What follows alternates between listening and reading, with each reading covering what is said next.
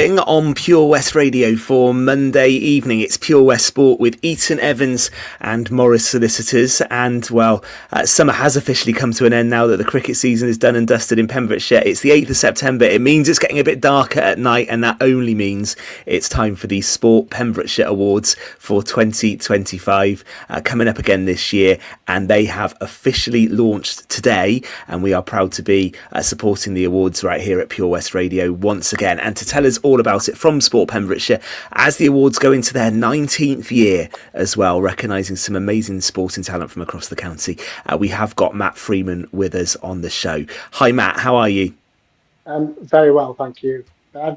Thanks for having me. As you quite rightly pointed out, 19 years. It's quite an achievement, but it just goes to show that the appetite from the general public in Pembrokeshire is still there from a sporting perspective, so it's great to see. I think that's a good place to start, actually, before we look forward to this year's. What do you think has contributed to making the Sport Pembrokeshire Awards so successful, but also still relevant after 19 years, Matt? It is a really, really good question. It's one that we sort of, as a senior team, reflect on year. I think the fact that there's such a variety of sports and activities taking place in the county, external to the county, and some high achievers, to say the least, that sort of adds to it. But I think the primary reason is the fact that the sporting community in Pembrokeshire is really, really closely knitted. It's really strong, it's embedded, and it's a key part of society.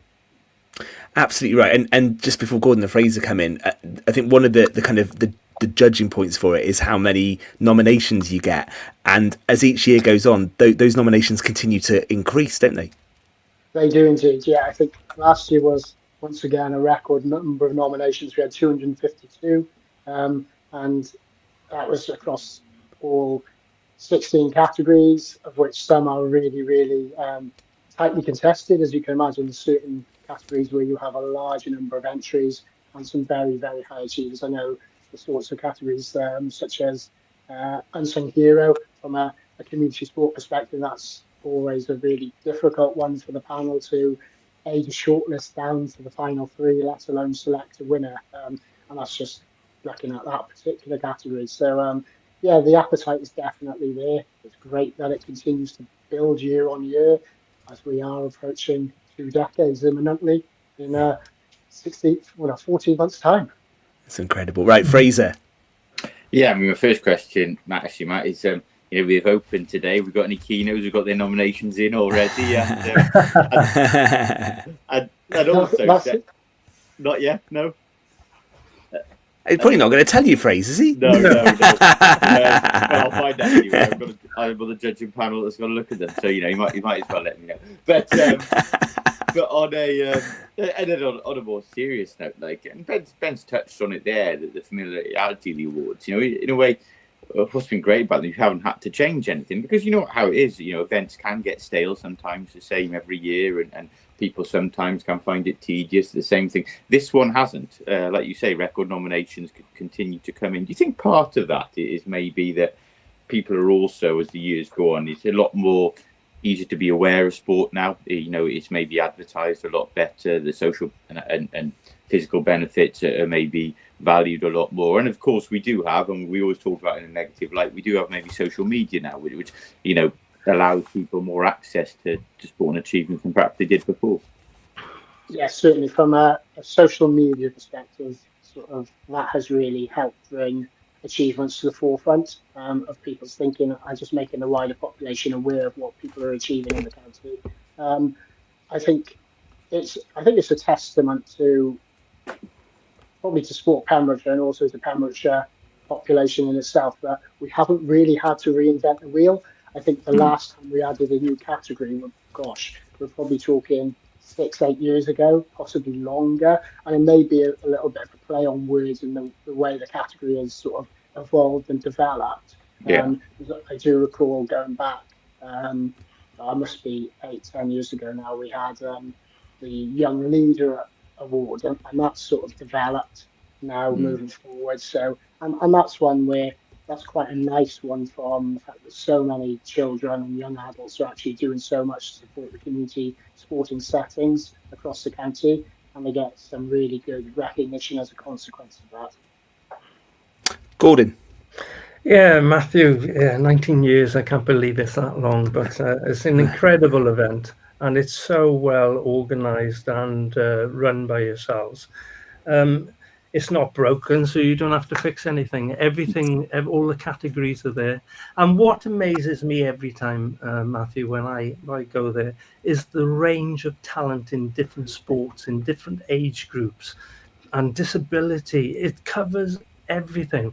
People that just watch football, rugby, cricket, they need to go to an event like this and realise how big this event is in Pembrokeshire and how brilliant our athletes and all the, those taking part in world events on the world stage, some of them, European events. You'd be amazed at the talent that is in this county.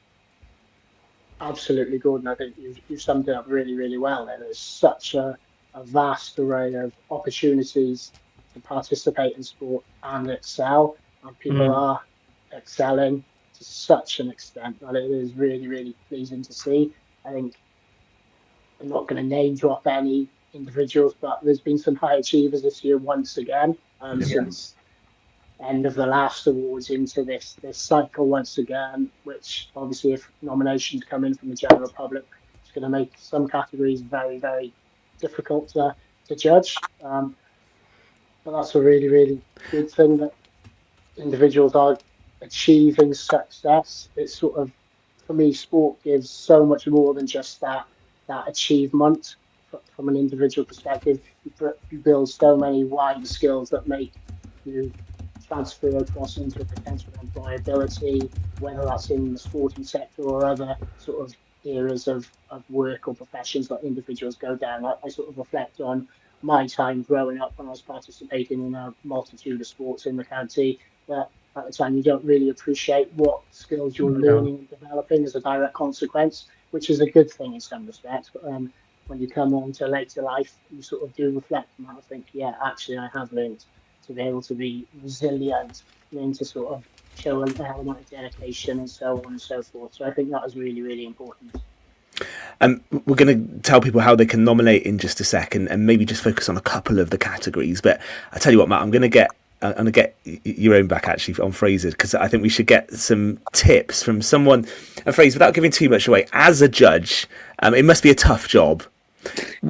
What do you look for in a good entry for the Sport Pembrokeshire Awards?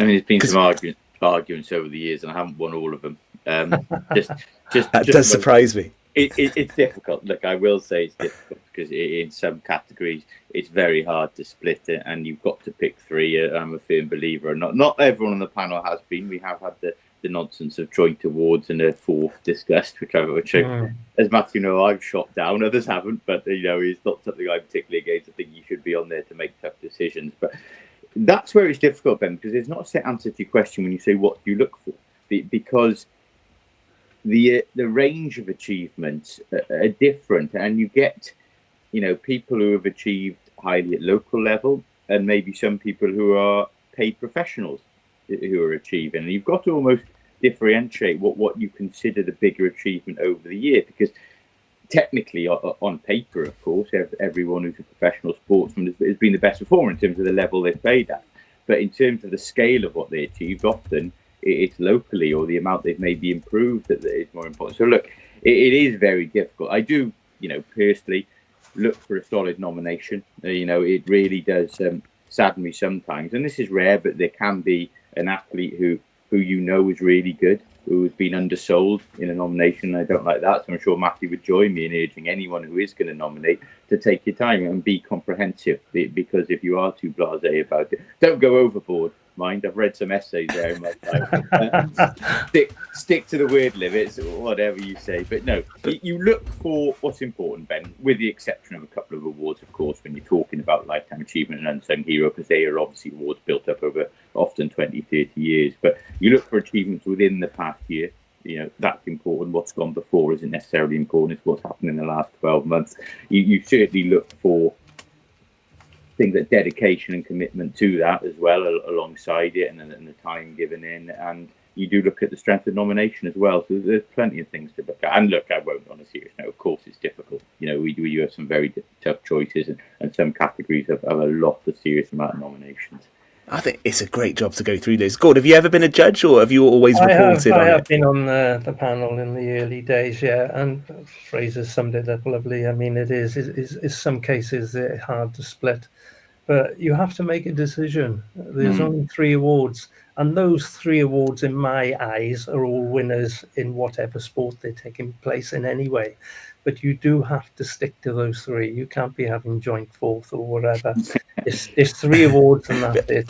But it is very difficult, and that's why the panel is there. They've got a lot of experience in the sporting industry and how things operate and how they feel, what are the best.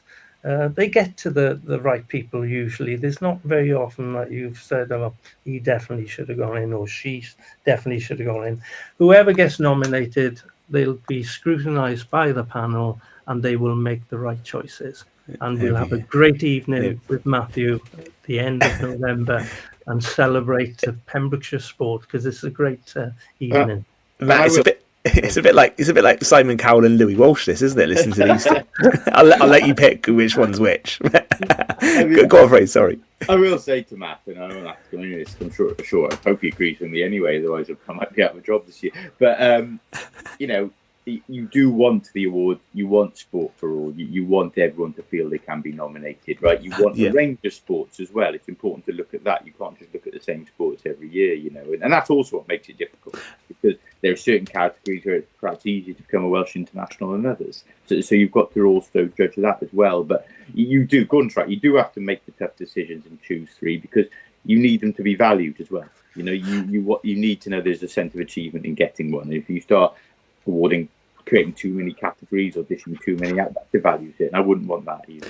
So it's a really good insight that from the 2 of you to hear like how you go through them. And actually, I think I know the judges do spend a lot of time doing it, because they take it seriously, because people take the time to nominate some remarkable people and some brilliant teams and some unsung heroes across the county. And you do want a judging panel to respect that. And I think the message that we'll give out tonight is that, if you're thinking about nominating someone, please do that, because just being nominated is a great thing and a really good thing to recognise some of that amazing talent that we do have around the county.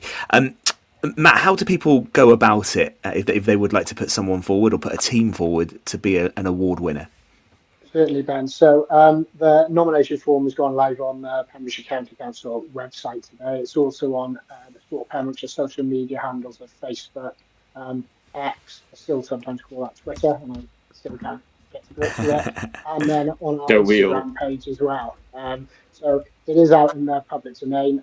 I'm sure we'll extend a link across to yourselves at Pure West and on there if we haven't already done so. I'll make sure that's done post tonight.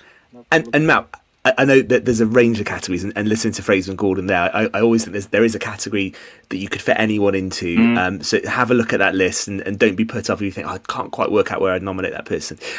Matt, do you have a favourite award or a favourite category at all on the list that you just look forward to hearing that person or that team that's been the winner? I wouldn't say I've got a favourite, Ben. I think we sort of reflect back over the years. Some of the recipients of the Lifetime Achievement and the Chairman's Awards in particular, there's been a really strong backstory to some of the achievements that those individuals have either overcome or the successes that they've had.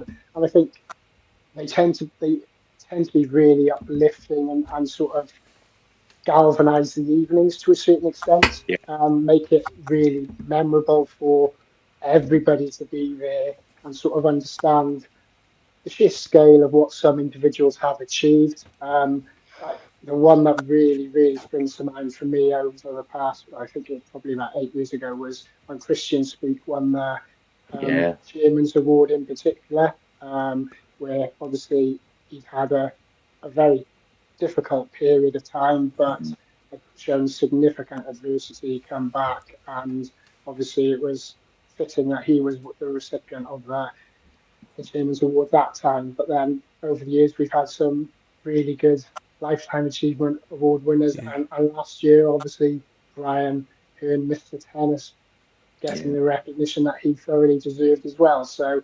I think they're all fantastic awards to win.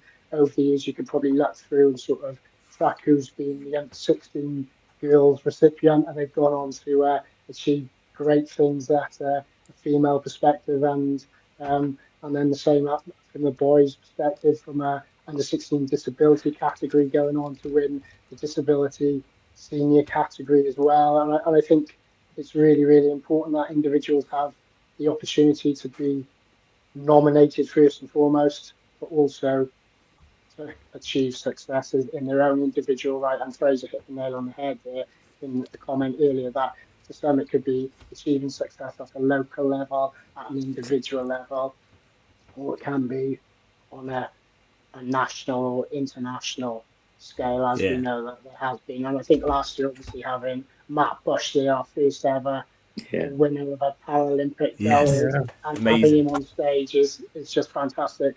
A perfect role model for everybody. That was every young child that was in the crowd that day think, actually, I can aspire to achieve that level of success. And it was fitting that he was there, to be perfectly honest, to receive a Chairman's Award as well.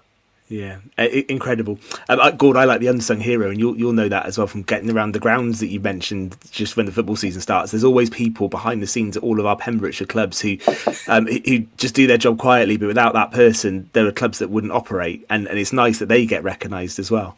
Yeah, definitely. I mean, you know, you've got your groundsmen, you've got people who do the changing rooms, there's people that wash the kits, there's all sorts of people doing jobs that nobody else wants to do, and they do it week in and week out.